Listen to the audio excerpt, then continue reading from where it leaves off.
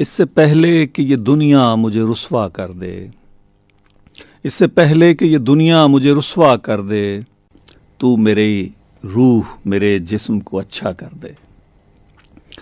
کس قدر ٹوٹ رہی ہے میری وحدت مجھ میں، اے میری وحدتوں والے مجھے یکجا کر دے۔ یہ جو حالت ہے میری میں نے بنائی ہے مگر، یہ جو حالت ہے میری میں نے بنائی ہے مگر، جیسا تو چاہتا ہے اب مجھے ویسا کر دے، اور میرے ہر فیصلے میں تیری رضا شامل ہو، میرے ہر فیصلے میں تیری رضا شامل ہو، جو تیرا حکم ہو وہ میرا ارادہ کر دے۔ آمین۔ اور مجھ کو ہر سمت اندھیرا ہی نظر آتا ہے، کوربینی کو میری دیدہ بینا کر دے، اور مجھ کو وہ علم سکھا جس سے اجالے پھیلیں، مجھ کو وہ علم سکھا جس سے اجالے پھیلیں، مجھ کو وہ اسم پڑھا جو مجھے زندہ کر دے، اور میرے لوگوں کو جہالت کے اندھیروں سے نکال، میرے لوگوں کو جہالت کے اندھیروں سے نکال، میرے بچوں کو مہو مہر و ستارہ کر دے، اور ضائع ہونے سے بچا لے میرے معبود مجھے، ضائع ہونے سے بچا لے میرے معبود مجھے، یہ نہ ہو وقت مجھے کھیل تماشا کر دے۔ میں مسافر ہوں 100 رستے مجھے راس آتے ہیں، میری منزل کو میرے واسطے رستہ کر دے، میری آواز تیری حمد سے لبریز رہے، میری آواز تیری حمد سے لبریز رہے، بزم کونین میں جاری میرا نغمہ کر دے۔ یہ حمدیہ اشعار سلیم کوثر کے ہیں، تو آج ہم نے سوچا کہ آج ہم آغاز اس سے کرتے ہیں۔ بٹی صاحب، اب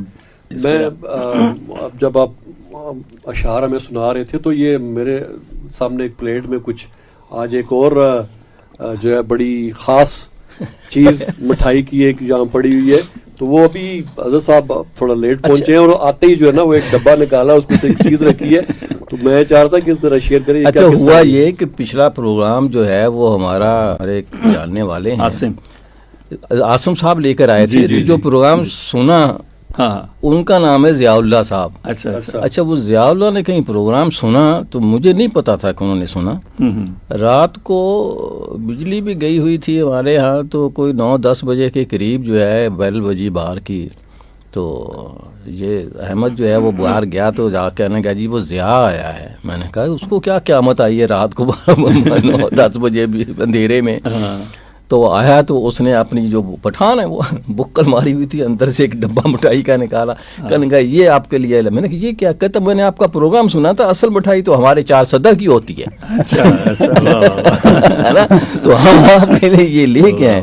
میں نے کہا اچھا بھائی، بڑی مہربانی آپ کی۔ تو یہ جو مٹھائی ہے، واجد صاحب کہہ رہے تھے جی نظر نہیں آ رہی پڑی، اچھا اس کی خاص شیپ ہے، پیچھے تو بہت زبردست کوئی 4 صدہ کا کیس بنا ہوا ہے جیسے ہے نا، اس کے سوٹ بنا ہوا ہے، اور آگے سے یہ مٹھی بنی ہوئی ہے نا، اور یہ مٹھی مٹھی والی مٹھی ہے، اور اس کو پشتوں میں تو آپ کو بتا رہے تھے کہ کیا، ہاں جی یہ گستاخی کہتے ہیں۔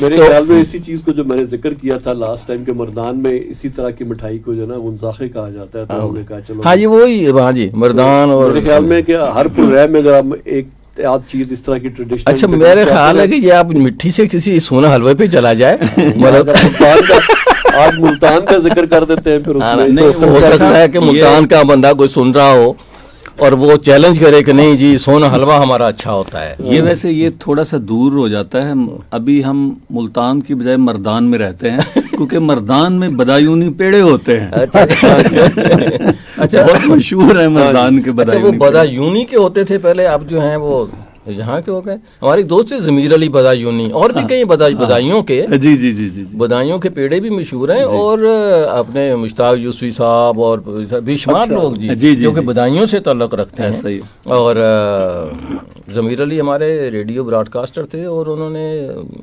اردو ادب میں انگلش ادب کو متعارف کرانے میں بڑا اہم کردار ادا کیا۔ تو چلیں جی، ہو سکتا ہے کہ کوئی بدایوں کا یہاں مردان میں ہو، ہے نا, اور ہمیں اگلے پروگرام میں یاد کر لے.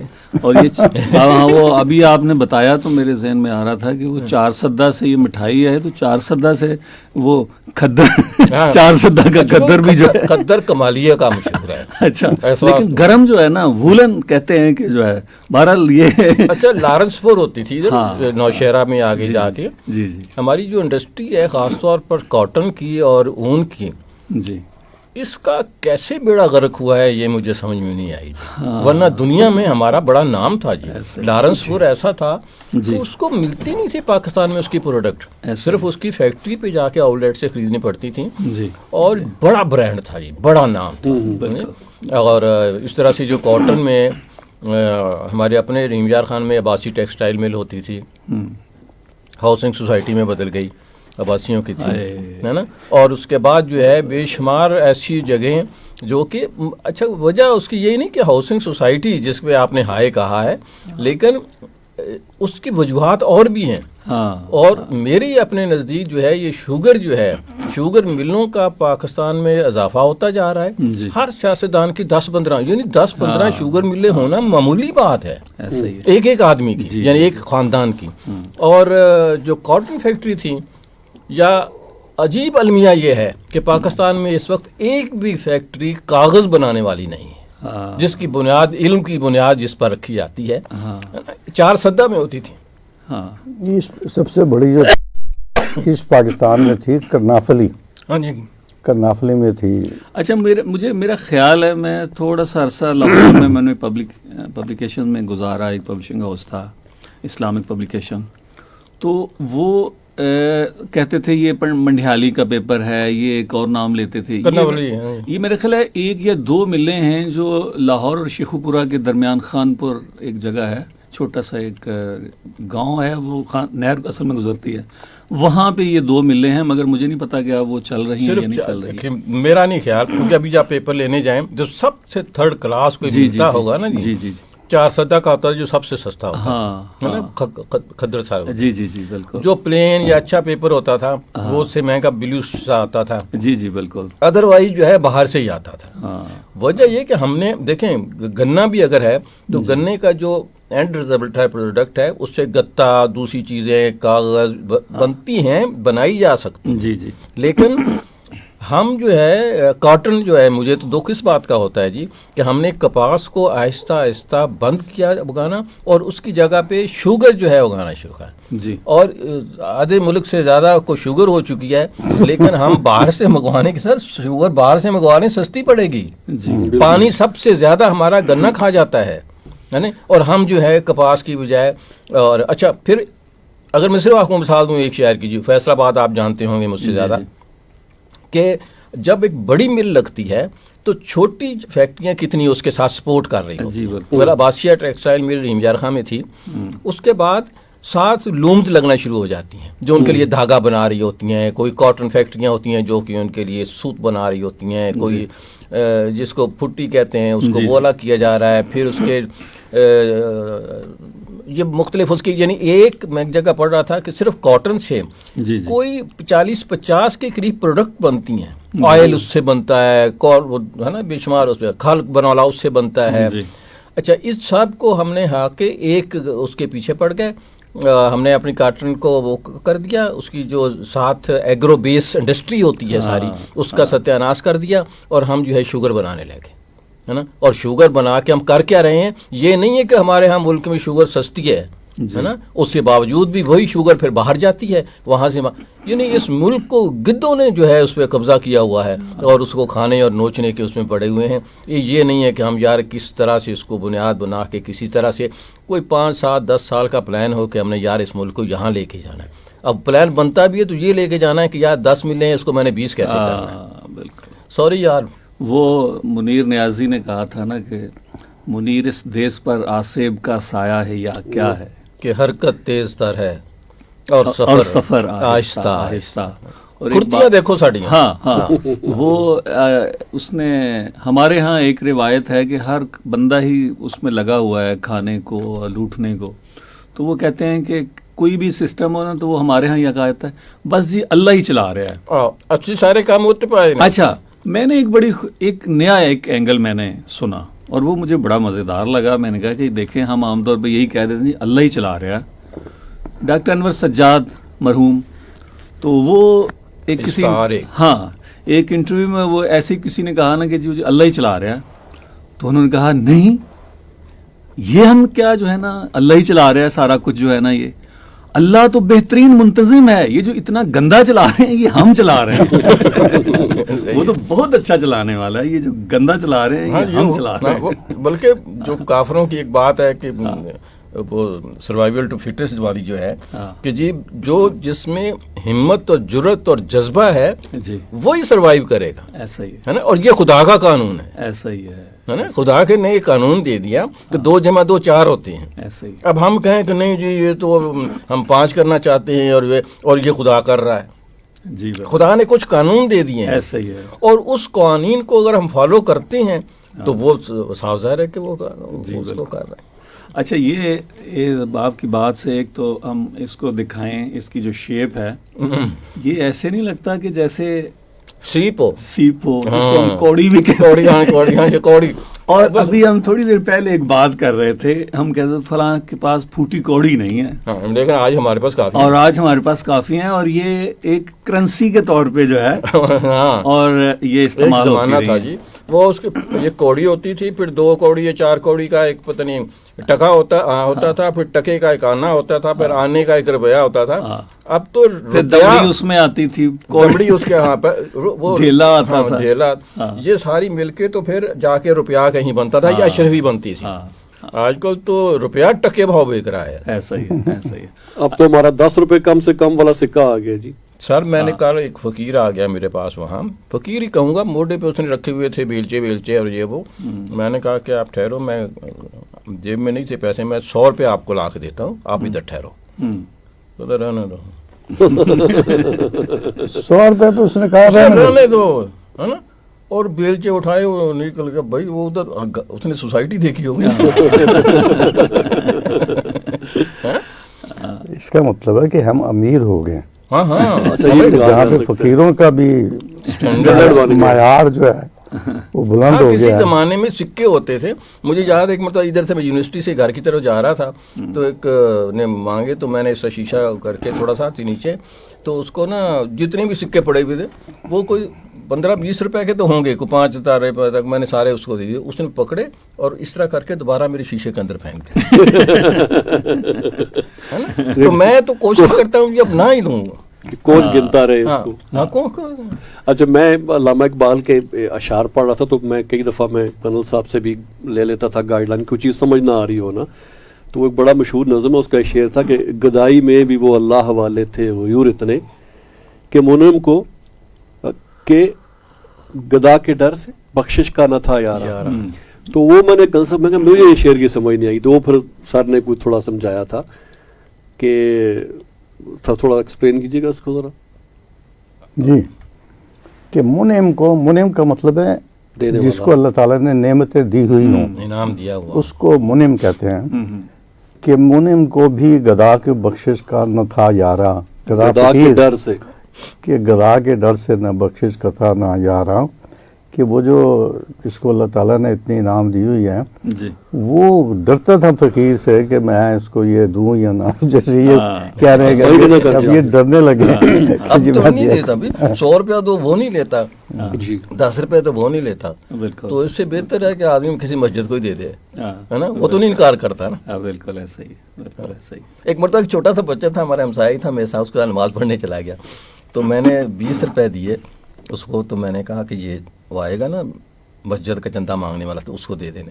تو میں نے اچھا جب وہ باہر نکلے نا تو مجھے کان میں کہتا ہے 10 روپے میں نے بچا لیے. میں نے کہا کہتا میں نے 10 روپے دیے, 10 روپے رکھ لیے اپنے پاس, وہ نے بچا. میں نے کہا وہی نہیں بچا لیے یار, حضور کی حدیث ہے کہ وہ بچ گئے, جو دے دی اللہ کی راہ میں وہ بچ گئے.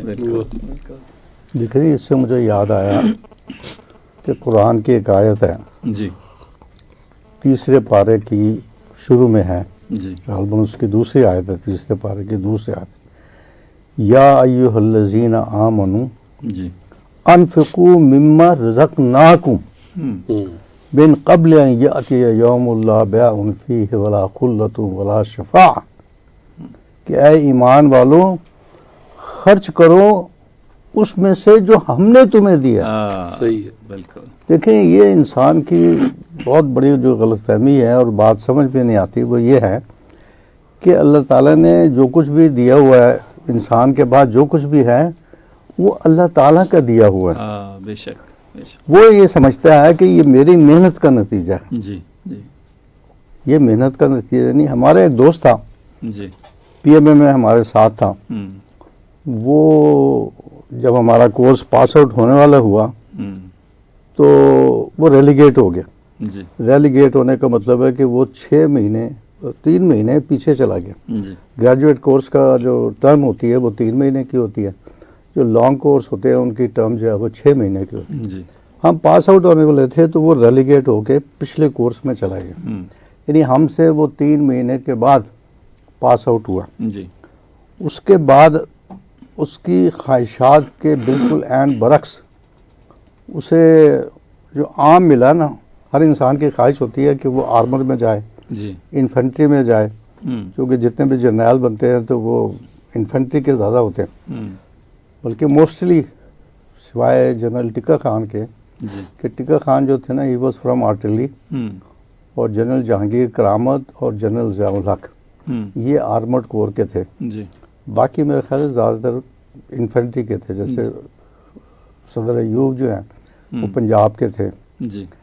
تو اس لیے لوگوں کی کوشش ہوتی ہے کہ وہ انفینٹری آرمر میں جائیں یا آرٹلری یا فائٹنگ آرمز میں جائیں. جی. جی. اس بیچارے کو آرڈیننس ملی جو کہ وہ بھی ظاہر ہے ایک سروس تو ہے. جی. جی. لیکن بہرحال وہ ان کے مقابلے میں ذرا کم سمجھی جاتی. بیچارہ چلتا رہا اس میں.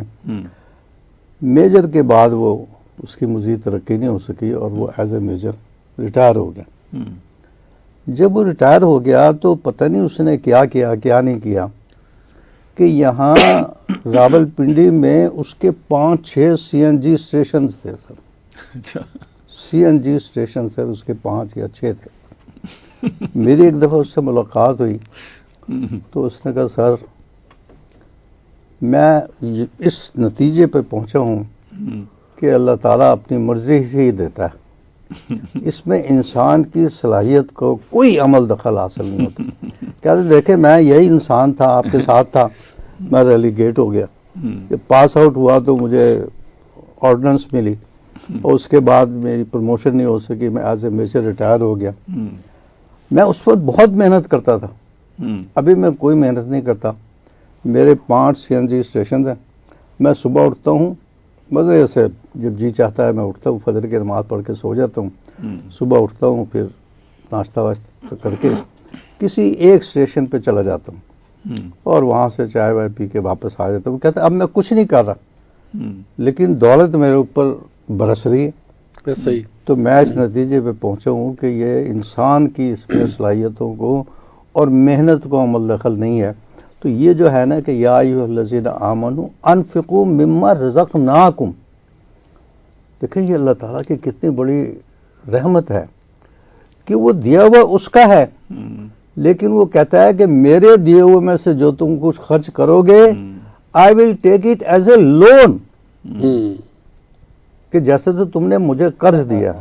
اور جب آپ قرض دیتے ہیں تو آپ یہ دیکھتے ہیں کہ یار یہ لوٹائے گا کہ نہیں لوٹائے گا. تو وہ قرآن میں جگہ جگہ آیا ہے کہ وَمَنْ أَحْسَنُ مِنَ اللَّهِ جی. حدیثہ, اللہ سے زیادہ اچھی اور یعنی سچی بات کس کی ہو سکتی ہے. بالکل. تو وہ کہا گیا کہ جو ہمارے دیے ہوئے میں سے خرچ کرے گا جی وہ بہتر ہوگا. من قبل ان یاتی یوم لا بیع فیہ ولا خلۃ ولا شفاعہ, اس دن سے پہلے جب نہ تو کوئی خرید و فروخت ہوگی, نہ کوئی دوستی کام آئے گی اور نہ کوئی سفارش کام آئے گی. تو یہ ہمارے سننے والوں میں سے بھی میری گزارش ہے کہ اللہ تعالیٰ نے جو کچھ بھی آپ کو دیا ہوا ہے حسب استطاعت حسب توفیق اللہ کے راستے میں خرچ کرتے رہنا چاہیے. اچھا بے شمار بلاگر یوٹیوب پہ ادھر ادھر جو ہے نا بڑے جو کامیاب لوگ ہیں ان کی جب میں نے تو انہوں نے کہا جی ہم نے ایک ہی گر سیکھا ہے, اور وہ یہ کہ جب ہم نے یہ کام شروع کیا تو میں نے اللہ تعالیٰ سے وعدہ کیا کہ بھی اس میں اتنا تمہارا ہے نا، اور وہ کہتا ہے یہ آج میں اتنے ملینز میں ہوں، لیکن وہ پرسنٹیج جو میں نے اللہ سے طے کی وہ آج بھی اس کے۔ اچھا، یہ برکت کا جو کانسیپٹ ہے وہ یہی ہے، برکت جیسے زکوٰۃ دینے سے لوگ سمجھتے ہیں کہ اس میں کم ہوتا ہے، کہ کم نہیں ہوتا ہے نا اس میں۔ اچھا، آپ نے سر وہ سیریمنی دیکھی اس کی قطر میں جو فیفا ورلڈ کپ ہو رہا ہے اس کی؟ سر آپ نے تو بڑی زبردست اس کے بارے میں بہت اچھی آ رہی ہے، دیکھ نہیں پایا۔ اور خبر جو میں نے پڑھی ہے جی جی وہ یہ ہے کہ جی اس کا کیپشن تھا، سرخی تھی کہ قطر جو ہے نا وہ جیت گیا۔ اچھا، میں حیران کہ ان کو پہلا میچ تو قطر اور ایکویڈور کے نہیں، پہلا میچ ہوا نا وہ قطر اور ایکویڈور کے درمیان تھا اور ایکویڈور اس میں جیت گیا۔ تو اس کا کیپشن تھا کہ قطر جیت گیا۔ میں اس کو بڑے غور سے پڑھا کہ قطر کیسے جیت گیا، ایکویڈور جیتا۔ اس میں ایک اور ہی نئی بات لکھی ہوئی تھی، انہوں نے کہا جی 538 افراد جو ہیں وہ اسلام قبول کر چکے ہیں ورلڈ کپ کی تقریب شروع ہونے سے پہلے۔ ورلڈ کپ کی تقریب کی شروع ہونے سے پہلے 538 افراد نے اسلام قبول کر لیا ہے۔ اور پتہ یہ چلا کہ انہوں نے نا اپنے علماء کو ڈیٹیل کیا ہے جی، اور جہاں پر بھی مطلب ہے کہ یہ ان کے فٹ بال کے وینیوز ہیں جو میچز ہو رہے ہیں نائک کو بھی اس کو بھی بلایا ہے، اور دائیں بائیں کے جو مسجدیں ہیں اس کے اندر خوش الحان مؤذن مقرر کیے گئے ہیں، اور ہر مسجد کو انہوں نے اتنا بنایا ہے، اور پھر انہوں نے جو بینر دائیں بائیں لگائے ہوئے ہیں وہ قرآن کی آیات سے مزین بلڈنگز ہیں، کے اوپر آیات کی پروجیکشن انہوں نے کی ہے، اور سر جگہ جگہ سٹالز لگائے ہیں جس میں مختلف زبانوں میں تراجم قرآن مجید کے وہاں موجود ہیں۔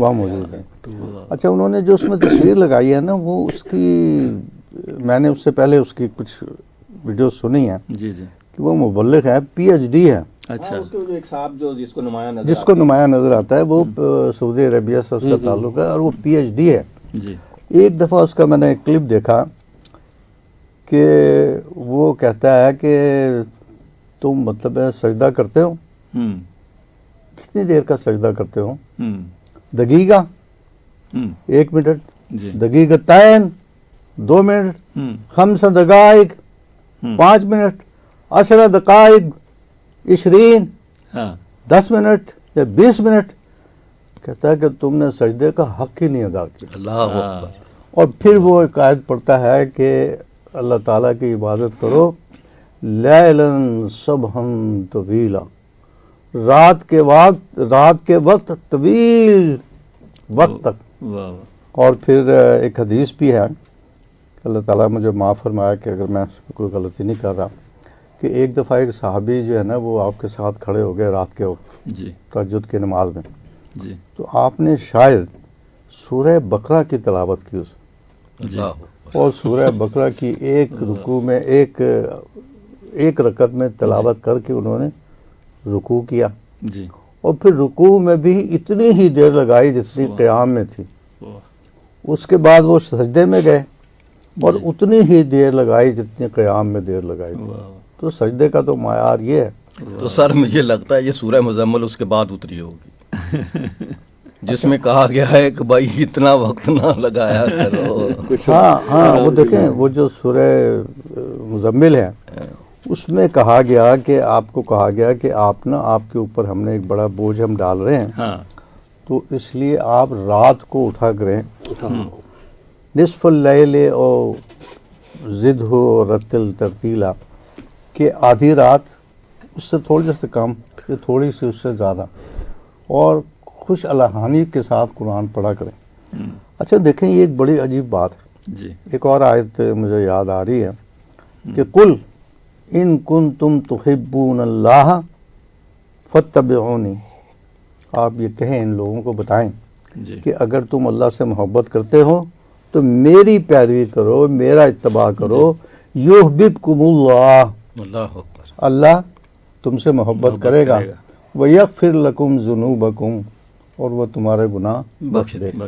اچھا اب اتباع کرنے کا مطلب تو یہ ہے کہ آپ جو کچھ کرتے تھے اور جیسے کرتے تھے ویسے ہی آپ بھی کرتے۔ اب سورہ مدثر میں آپ کو کہا گیا کہ آپ آدھی رات اس سے تھوڑا سا کم یا اس سے تھوڑا سا زیادہ آپ اٹھا کریں اور اللہ تعالیٰ کی عبادت کیا کریں.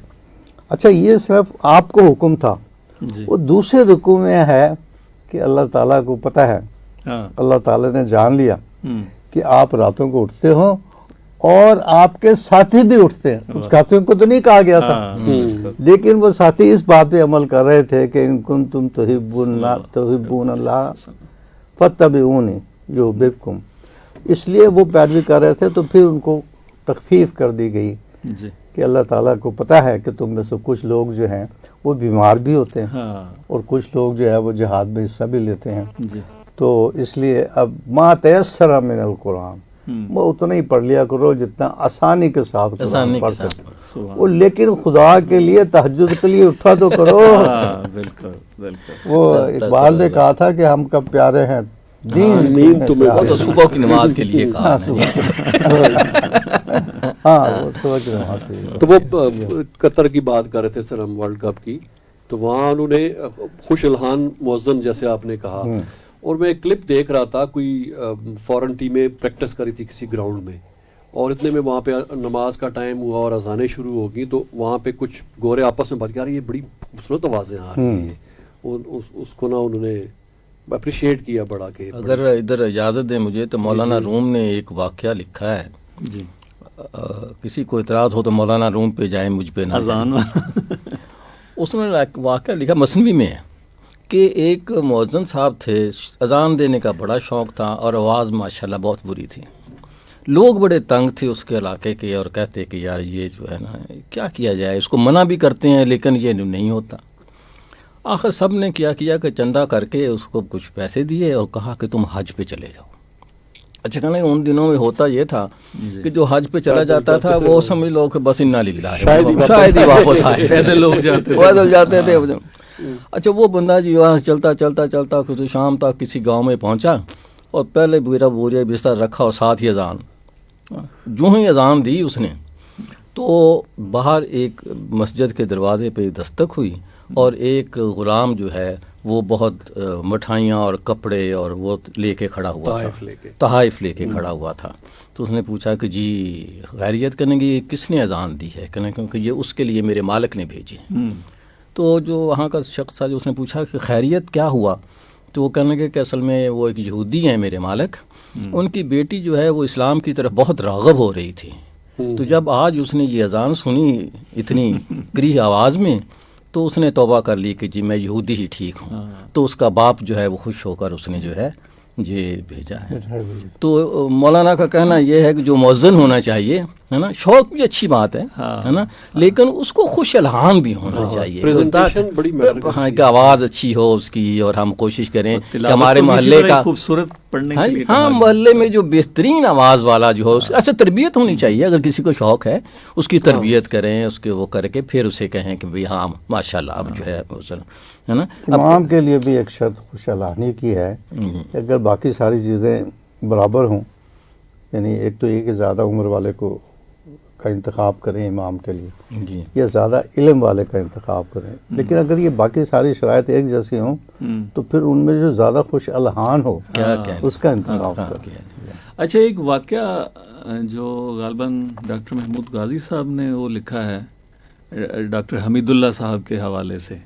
ڈاکٹر حمید اللہ فرانس میں تھے اور بہت سارے لوگ ان کے ہاتھ پہ جو ہے انہوں نے اسلام قبول کیا بے شمار.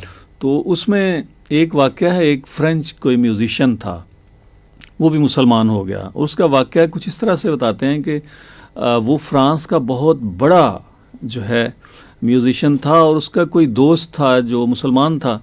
تو وہ مسلمان دوست اس کو ایک دفعہ کسی مسلمان امبیسی میں کوئی پروگرام تھا تو وہ بھی اس کو ساتھ لے گیا. تو کہتے ہیں کہ جب وہ وہاں پہ گئے تو تلاوت ہو رہی تھی, تو یہ جا کے بیٹھے ہیں, تو یہ جو میوزیشین تھا اس نے جو ہے نا اسے پوچھا کہ یہ کیا ہے نا, تو اس نے اس کو اشارہ کیا کہ خاموش جو ہے نا. اب وہ تلاوت چل رہی ہے اور سارے مؤدب ہو کے سن رہے ہیں. اس کو تھوڑی دیر کے بعد پھر وہ ہوا کہ یہ کیا ہے نا, مجھے بتاؤ ذرا. تو اس نے پھر اشارہ کیا. اس کے بعد جب تلاوت ختم ہوئی تو اس نے بتایا کہ یہ ہماری جو کتاب ہے قرآن, یہ اس کی تلاوت کر رہے تھے. کہتے میں فرانس کا بہت بڑا مطلب میوزیشین ہوں, میں میوزک کو سمجھتا ہوں. اس کے جتنے بھی رولز ہیں، اور تو یہ تو پوری کی پوری جو ہے اس کے اوپر پوری اترتی ہے. اور وہ اتنا زیادہ متاثر ہوا کہ اس نے کہا کہ جو ہے نا میں مسلمان ہونا چاہتا ہوں. اچھا یہ اتنا مطلب اس کے اندر جو ہے. تو وہ ڈاکٹر حمید اللہ کے پاس لے گئے اور انہوں نے اسلام قبول کر لیا. ڈاکٹر حمید اللہ نے ان کی ڈیوٹی لگائی کسی مسلم شخص کی کہ اب اس کو باقی دین کی جو چیزیں ہیں، ہدایات ہیں، تعلیمات ہیں، وہ آپ سکھائیں. تو وہ چلے گئے. کچھ عرصے کے بعد جو ہے نا وہ دونوں پریشان آئے. وہ جو نو مسلم فرینڈس تھا وہ بھی، اور وہ جو دوسرے تھے وہ بھی. کیا ہوا؟ کہتے ہیں جی انہوں نے کوئی قرآن میں کوئی غلطی پکڑی ہے. یہ کہہ رہے ہیں کہ نہیں یہ میں نے ان کو آیت اس طرح پڑھائی ہے. تو ان کا کہنا یہ ہے کہ نہیں، میرا جو میوزک کا علم ہے وہ یہ کہتا ہے کہ یہاں پہ جو ہے نا یہاں پہ رکنا ہے، یا یہاں پہ شاید ٹھہرنا ہے، گزرنا ہے، رکنا نہیں ہے. تو وہ ڈاکٹر حمید اللہ کہنا کہ کون سی ہے؟ اب میرے ذہن سے وہ آیت نکل گئی. تو کہتے ہیں جب انہوں نے پڑھی نا تو میں بڑا ایک پریشان بھی ہوا کہ آخر کون سی اس نے قرآن میں ایسے کوئی وہ. کہتے ہیں کہ جب انہوں نے پڑھی تو مجھے یاد آ گیا کہ بچپن میں ہمارے استاد تھے تو انہوں نے ہمیں یہی بتایا تھا کہ یہاں پہ نہیں رکنا.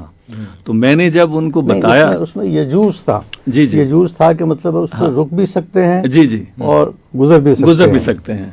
تو وہ کہتے ہیں کہ جب بتایا تو میں نے کہا کہ ہاں اب ٹھیک آپ نے جو ہے نا اس طرح بھی ہے اس طرح بھی. تو کہتے ہیں کہ وہ اتنا خوش ہوا کہ ڈاکٹر حمید اللہ کو اٹھا لیا اور جیسے کوئی جمنا شروع کر دیا. اصل میں اس نے تو قرآن کو پرکھا ہی میوزک پہ تھا نا. لیکن اپنے کنل صاحب تو بہتر جانتے ہیں کئی جگہوں پہ ایسا آتا ہے کہ جب ہم پڑھ رہے ہوتے ہیں ہمیں بتایا گیا بھائی یہ تو آئے گی تو رکنا ہے. ہاں بالکل.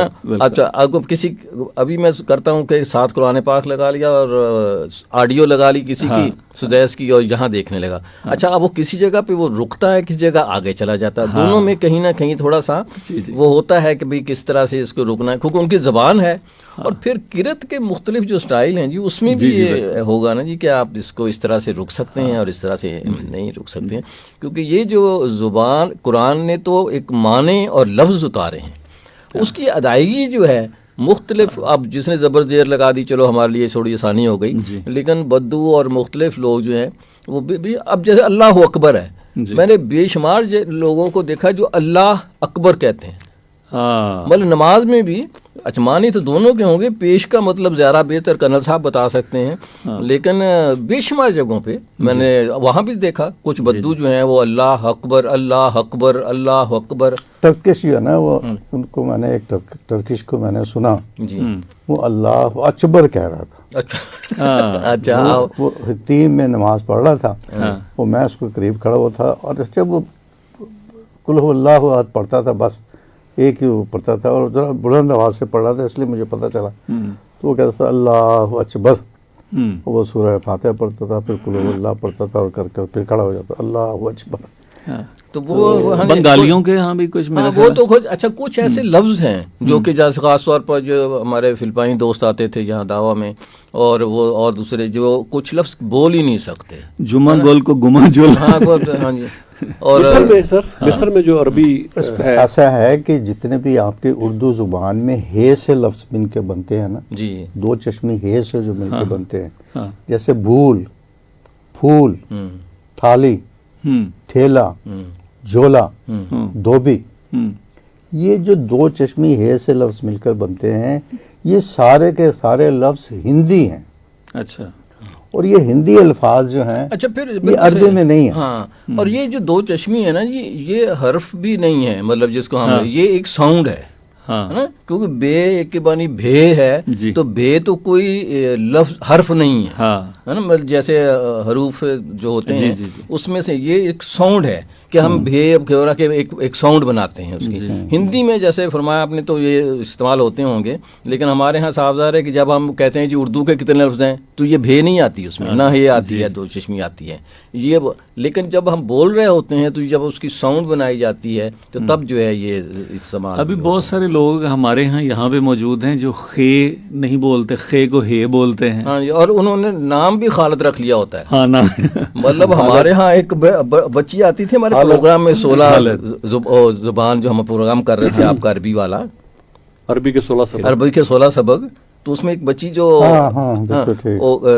پتہ نہیں کیا نام تھا, وہ خیر نہیں بول پاتی, اس کا نام بھی اسی سے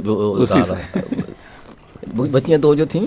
اور یہ ترکی زبان میں بھی ایسے ایک زارا تھی, ایک صنم مشتاق.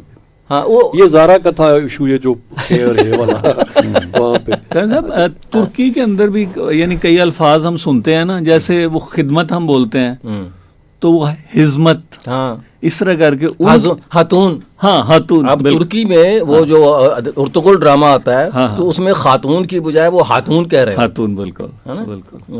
اچھا یہ زبان, اب سر نے تو عربی جو پڑھاتے بھی ہیں, عربی زبان کے بارے میں کہا گیا کہ ویسے چونکہ زبان پہلے وجود میں آتی ہے اور اس کے قواعد اور گرامر تو بعد میں بنتی ہے, اسی لیے بہت ساری چیزیں جس کو ہم مستثنیات کہہ دیتے ہیں کہ یہ اس رولز کے اوپر نہیں اتر رہی ہوتی, لیکن زبان میں وہ اسی طرح رائج رہتی ہیں. تو یہ سر سنا ہے کہ عربی میں سب سے کم ہے یہ, مطلب اتنی ٹیکنیکل زبان ہے عربی, اتنی پرفیکٹ ہے گرامر کے لحاظ سے کہ دنیا کی جتنی زبانیں سب سے کم مستثنیات جو ہے عربی میں پائی جاتی ہیں.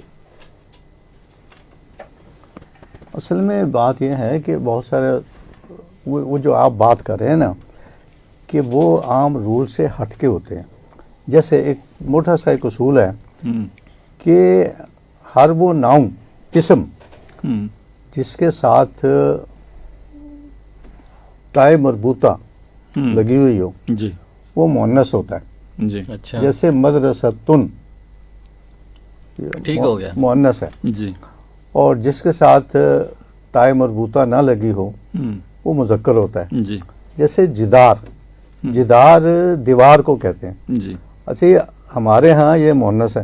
جی ایسے ہی. کتاب ہمارے ہاں اردو میں مؤنث ہے, اردو میں. لیکن کتاب اور جدار اس اصول کے مطابق چونکہ اس کے آخر میں تائے مربوطہ نہیں لگی ہوئی اس لیے یہ مذکر ہیں. ٹھیک. لیکن کچھ الفاظ ایسے ہیں کہ ان کے آخر میں تائے مربوطہ نہیں ہے لیکن اس کے باوجود وہ مؤنث ہیں. جیسے ارضن, زمین جو ہے مؤنث ہے. شمسن, اچھا سورج بھی مؤنث ہے. سورج بھی مؤنث, ہمارے ہاں سورج مذکر ہے. جی. تو اس طرح سے مطلب ہے کہ کچھ الفاظ ان کے ایسے اچھا جیسے فاسن, دارن, دار گھر کو کہتے ہیں. جی جی. فاسن کلہاڑی کو کہتے ہیں. حربن جنگ کو کہتے ہیں. ان کو کہتے ہیں مؤنث سماعی. سماع کا مطلب ہوتا ہے سننا. ٹھیک. تو مؤنث سماعی کا مطلب یہ ہے کہ جو اہل زبان ہیں ان سے اس کو ایسے ہی سنا گیا ہے. رول نہیں ہے بلکہ بس وہ روایت یہی ہے. جائے استاد خالص, مطلب جو بھائی استاد نے کہا. بالکل. ہمارے ایک دوست تھے وہ پاکستان کو باکستان بولتے تھے عربی میں نا, اسٹوڈنٹ جاتے باکستان. میں کہا بھائی باکستان نہیں پاکستان. کہتا I know but this is the problem of pronunciation. وہ پے نہیں بول سکتے. This is the problem of pronunciation.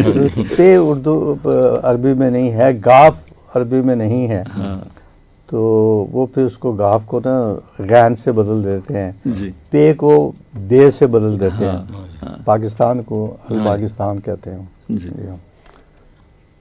سر بڑا مزہ آ رہا ہے, گفتگو بڑی اچھی چل رہی ہے اور کافی آج تو ہم نے گرامر عربی اور کے اوپر اتنے مزیدار طریقے سے عربی, میں تو سوچ رہا تھا کہ عربی سکھانے کا کام بھی کیا گیا. وہ یاد آ گیا سر, وہ جو رحمے والی وہ نظم تھی انور مسعود صاحب کی کہ سبزیاں تو جا تو سیاستاں نے مٹھائی سے بات شروع کی تھی اور سر اس کو مٹھائی پہ ختم کرتے ہیں. عربی کی گرامر پہ ختم ہوئی. مٹھائی کو کیا کہتے ہیں سر عربی میں؟ حلوہ. ہاں تو یہ سر ہماری طرف سے خصوصی شکریہ ادا کیجیے گا ضیاء صاحب کا. مگر یہ پشتو میں کیا کہتے ہیں مٹھائی کو؟ گنساخی اس والی کو کہتے ہیں. عام مٹھائی کو کیا کہتے ہیں مجھے نہیں پتا اس کا. مگر ہمارے ہاں پنجابی میں اس کا مزہ اور دوبالا ہو جاتا ہے جب اس کو مٹھیائی کہا جائے. اس میں مٹھاس تھوڑی زیادہ آ جاتی ہے. جی جی بالکل صحیح ہے. تو سامعین محترم, پروگرام کیجول ٹاک آپ سماعت فرما رہے تھے رفاع FM 102.2 پہ, اور یہ پروگرام ہمارے فیس بک پیج پہ بھی براہ راست نشر ہوا. حسب معمول ہمارے ساتھ آج موجود رہے اظہر نیاز صاحب, کرنل اشفاق صاحب اور اکرام سلیری صاحب. بہت بہت شکریہ آپ تمام حضرات کا. جی بالکل. اور یہ پروگرام آپ تک پہنچانے میں ہمیں معاونت حاصل رہی ہمارے براڈ کاسٹ انجینئر جناب واجد محمود کی, ان کا بھی بہت بہت شکریہ. کچھ ایک پرچی مجھے انہوں نے دی تھی, کچھ لوگ فیس بک پہ ہمیں دیکھ رہے تھے, انہوں نے پروگرام کو پسند کیا, بہت بہت شکریہ آپ کا. اچھے ویوز ہمیں مل رہے ہیں سر اس پروگرام کے حوالے سے. جی آخری ایک بات کہنا چاہوں گا, میرے چھوٹے بھائی نے فیس بک پہ لکھا ہوا تھا نیچے جو ہے نا کمنٹ میں دیا ہوا کہ میں پروگرام دیکھنے کا تو میں چائے پینے لگا تھا تو میں چائے بھول گیا, ٹھنڈی ہو گئی چائے. ہمارے کپ میں بھی بہت ٹھنڈی رہ جاتی ہے بات بات میں, تو شاید یہ کپ کا سائز بھی تھوڑا ہم نے بڑا رکھا ہے, لیکن بہرحال تو بہت بہت شکریہ سامعین محترم. انشاءاللہ اگلے ہفتے دوبارہ کیجول ٹاک میں آپ سے ملاقات ہوگی. عرفان بھٹی کو ہمارے اس پروگرام سے اجازت دیجیے. اللہ حافظ.